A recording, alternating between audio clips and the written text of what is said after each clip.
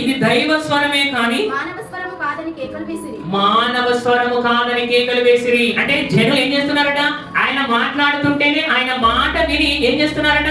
ఇది మానవ స్వరము కాదు, ఇది దైవ స్వరము అని ఏం చేస్తున్నారట? కేకలు వేస్తున్నారు. కేకలు వేసేటోళ్ళు ఎవరు? జనులు. జనులు కేకలు వేస్తున్నారు. ఏ రోజు మాట్లాడుతున్నాడు, అప్పుడు ఏం జరిగిందట?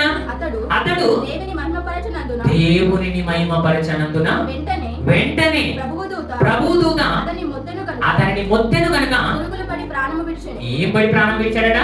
పురుగులు పడి ప్రాణం విడిచాను. ఎందుకంటే ఆయనకు చెందాల్సినటువంటి మహిమ మనుష్యుడైనటువంటి రాజు అయినటువంటి ఏ రోజు దొంగిలించాడు. ఈ రోజు కూడా దేవుని యొక్క మహిమను దొంగిలించేటువంటి సేవకులు ఎంతమంది ఉన్నారు చెప్పండి? సేవకుని పొగుడుతున్నాడు అంటే ఆ సేవకుడు ఏం చెప్పాలి అంటే, నాయన మీరు పొగడాల్సింది నన్ను కాదు, నాకు ఇంత జ్ఞానాన్ని ఇచ్చిన దేవుని మీరు పొగడాలి అని అంటే ఆ సేవకుడు అప్పుడు సేఫ్ సైడ్ లో ఉంటాడు.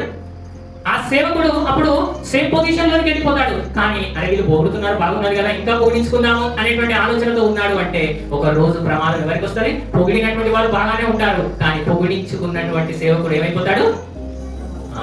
ప్రమాదంలోనికి వెళ్ళిపోతాడు. అక్కడ ఉన్న జనులు బాగానే ఉన్నారు, జనులకు ఏమైనా పురుగులు పడాయా? పడలేదు. కానీ ఎవరైతే దేవుని మహిమను దొంగిలించాడో ఏ రోజు వెంటనే ఆ రోజు ఏమైందట? పురుగులు పడి చనిపోయాడు.